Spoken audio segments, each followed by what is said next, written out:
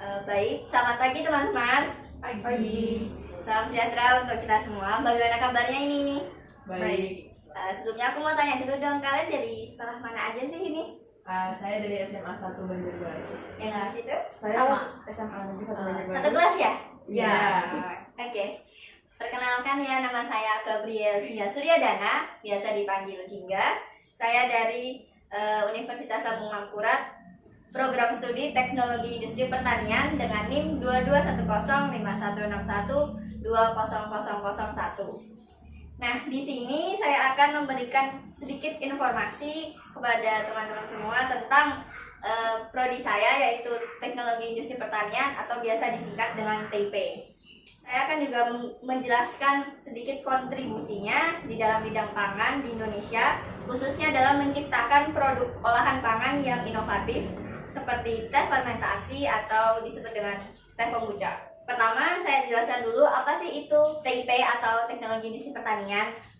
Jadi TIP itu agroindustri, di mana bidang ilmunya itu mempelajari tentang pengembangan teknologi di bidang pertanian serta implementasinya dalam menunjang kemajuan industri pertanian. Jadi fokus utamanya yang dikaji pada jurusan ini yakni terletak pada proses pasca panen.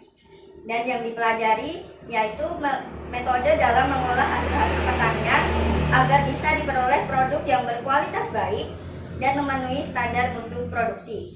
Nah, contoh produk olahan yang dapat dihasilkan dari prodi TIP ini salah satunya seperti teh fermentasi atau teh kombucha. Sebelumnya di sini ada yang udah tahu belum apa itu kombucha? Udah? Belum. Nah, kombucha itu minuman dari hasil fermentasi suatu bahan yang dicampur dengan gula, kemudian ditambahkan mikroba pemula seperti bakteri. Nah, contoh bakterinya ini Acetobacter sillinum dan beberapa lagi, yaitu seperti Saccharomyces cerevisiae, Zygosaccharomyces bailey, dan Candida sp. Nah, dari akibat proses fermentasinya tadi, kombucha ini mengandung berbagai zat asam seperti asam asetat, asam folat, asam amino esensial, vitamin B, vitamin C, dan sedikit alkohol. Nah, bahan utama dari kombucha ini bisa dari bahan buah-buahan, bisa dari rempah, bisa dari teh. Nah, yang hari ini saya jelaskan tentang yang teh saja. Kombucha teh itu adalah teh fermentasi dari Scooby. Scooby ini simbiosis antara ragi dengan bakteri. Jadi dalam fermentasinya itu dibantu oleh ragi sama bakteri. Nah, adapun manfaat jika mengonsumsi teh kombucha ini dapat menjaga sistem pencernaan, menurunkan risiko penyakit arteriosklerosis, membantu mengeluarkan racun tubuh, meningkatkan sistem imun tubuh, serta menurunkan tekanan darah. Nah, untuk membuat teh kombuchanya ini sendiri cukup mudah karena bahan dan alatnya itu bisa dipakai yang ada di rumah. Yang pertama, untuk membuat teh kombucha ini prinsipnya cuma teh manis dingin dicampur dengan starter kombucha atau Scooby-nya tadi, lalu ditunggu selama 7-14 hari untuk difermentasikan. Prosesnya terbagi menjadi 3, pembuatan Scooby, lalu pembuatan kombucha, dan yang terakhir panennya. Di sini aku jelasin dulu yang pertama dari pembuatan Scooby. Yang pertama, siapkan 4 stoples kaca dengan ukuran mulut besar. Pastikan stoplesnya itu bersih. Dan seduh teh dengan air panas di dalam stoples. Lalu biarkan sampai tehnya itu meresap mungkin kira-kira 5 menitan. Yang kedua, keluarkan kantong teh, lalu masukkan gula ke dalam stoples dan aduk sampai gulanya larut. Setelah itu diamkan dulu sampai menjadi suhu ruang. Yang ketiga, tuangkan kombucha tadi ke dalam stoples yang berisi teh. Lalu tutup stoples menggunakan kain seperti penyaring kopi. Dan yang keempat, simpan stoples di suhu 23-26 derajat dan hindari dari paparan sinar matahari. Dan yang terakhir untuk membuat Scooby itu membiarkan Scooby-nya berfermentasi dulu sampai mungkin kira-kira 2-4 minggu sampai mulai bertumbuh dan membentuk Scooby-nya. Apabila sudah terlihat menebal, nah Scooby itu sudah siap digunakan untuk membuat kombuchanya. Lanjut langkah kedua, yaitu pembuatan kombuchanya. Awali dari membuat konsentrat teh manis dengan merebus 1 liter air sampai dengan suhu 70-80 derajat atau 2 liter untuk kombucha yang besar. Yang kedua, masukkan teh, lalu tutup rapat panci dan biarkan sampai 3 menit atau sampai kepekatan yang kita mau. Yang kedua, angkat teh dan masukkan gula. Diaduk sampai gulanya mencair seluruhnya. Yang keempat, campurkan 1-2 liter atau 6-8 liter untuk kombucha besar dengan air bersuhu ruangan dan konsentrat teh ke dalam stoples, serta pastikan suhu tehnya itu sudah dingin atau minimal hangat. Yang kelima, masukkan starter kombucha atau Scooby-nya, lalu aduk perlahan. Nah, dalam mengaduknya itu nggak masalah, nanti Scooby-nya itu bisa di atas, di permukaan itu, atau tenggelam. Lanjut, tutup stoples dengan kain agar debu atau semut atau serangga atau lalat buah itu tidak masuk ke dalam stoplesnya. Namun jangan terlalu kencang karena fermentasinya juga perlu udara.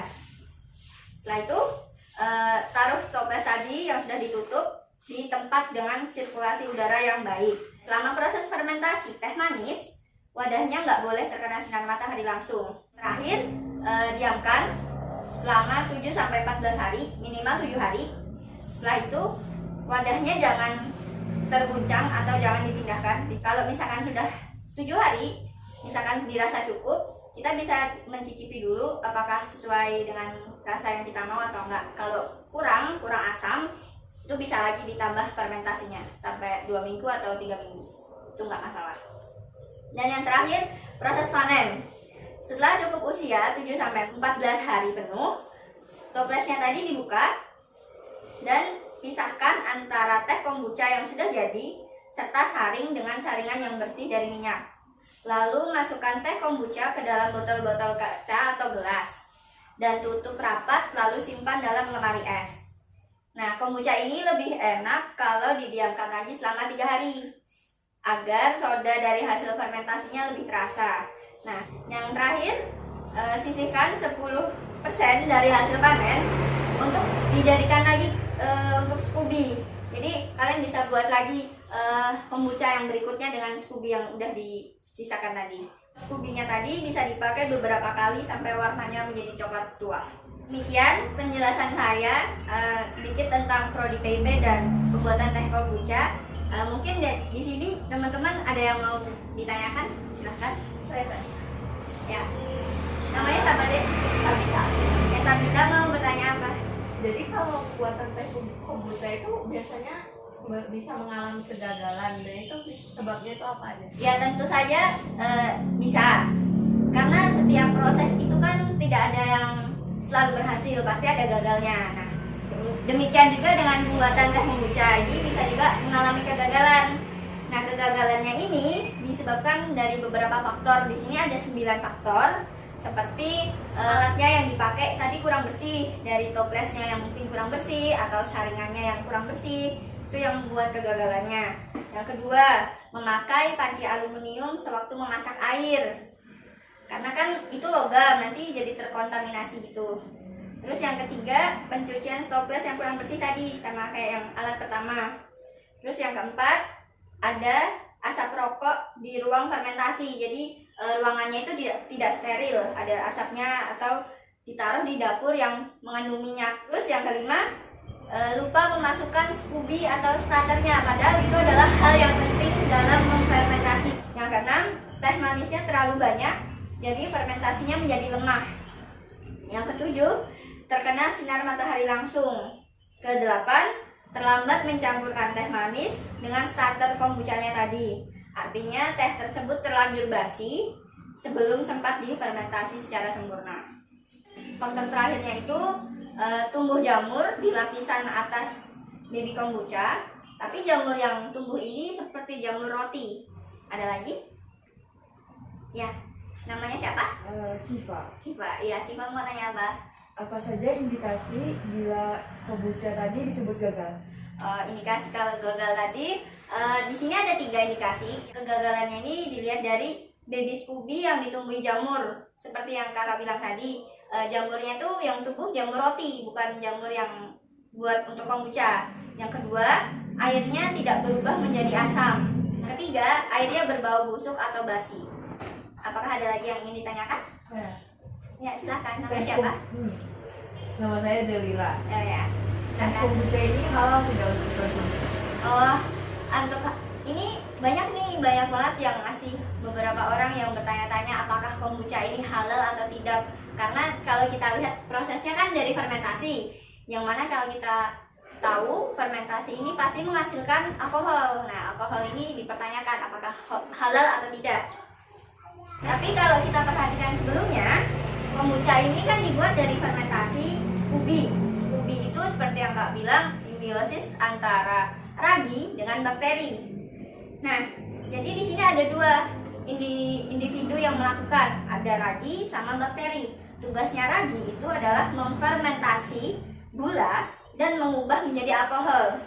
Jadi memang betul kombucha itu menghasilkan alkohol, tapi menghasilkan bukan ditambahkan alkohol. Dan alkohol yang dihasilkan itu sekitar 1%. Nah, itu kan sangat kecil.